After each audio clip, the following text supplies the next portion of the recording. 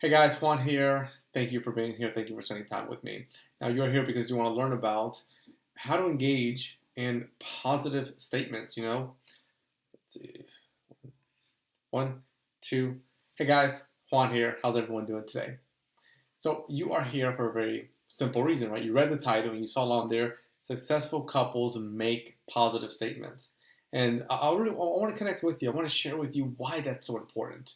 You see, relationships need to have some sort of ratio where you have a ratio of good to bad, positive statements to the ones that aren't so positive, if you will.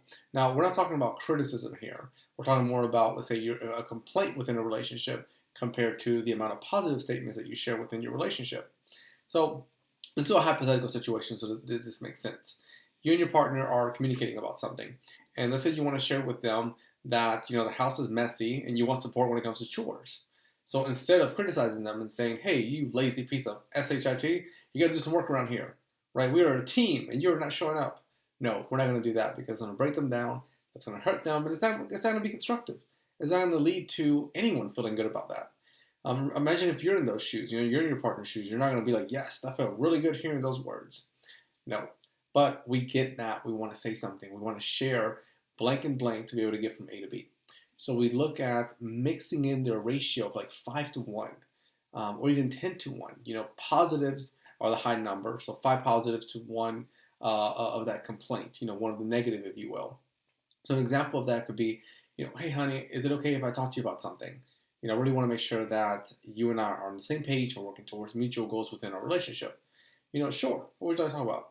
Well, I want to talk about splitting our chores within the house to make sure that you've got things you're knocking off, I got things I'm knocking off, and that we are showing up as a team. I noticed that this week I got home, and then on Wednesday the house was really wild, and I completely get it. Sometimes the kids, we tell them to clean, they don't clean. Sometimes we clean and then we don't clean. So we may have just fallen off the bandwagon. I am here in this conversation and thankful to be here with you in this conversation. I am asking for support. Are you willing to on Wednesdays when you get off a little bit early to come home and then do some of that back end cleaning? Please, thank you. And then see what your partner says. Now, if you notice in that dialogue there, what I shared with you, I put a lot of thank yous. I put in there finding space to thank your partner for being a part of the conversation. I did my best not to blame. I did my best to have maybe a little bit of humor as far as the kids can be messy. You tell them to do something and they may not do it. And I did all of that to make sure that whenever couples are interacting in dialogue, they utilize humor. Humor goes a long way. It kind of breaks down almost like an icebreaker.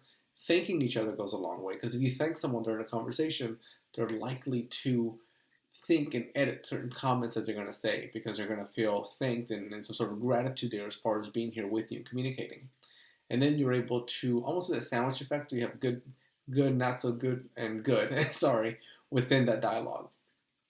The last point I want you to look at when it comes to successful couples making positive statements is that successful couples are very mindful of their bank account. And I'm not talking about bank account as far as you banking whatever bank you have and put money in there. I am speaking of your relationship bank account.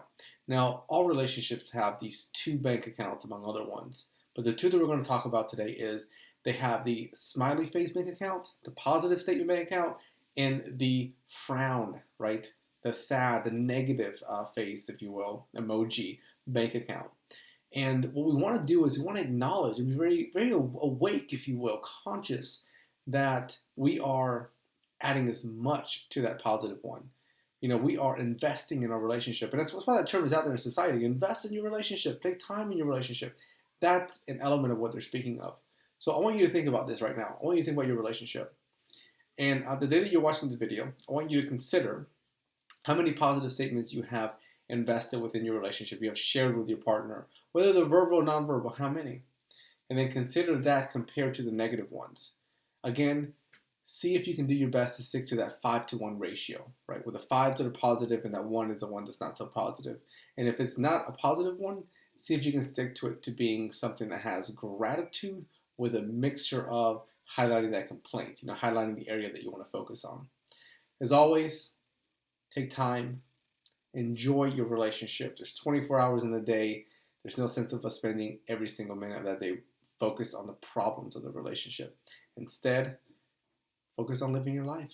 Focus on having fun, enjoying each other, dating, laughing, watching funny movies, making each other laugh.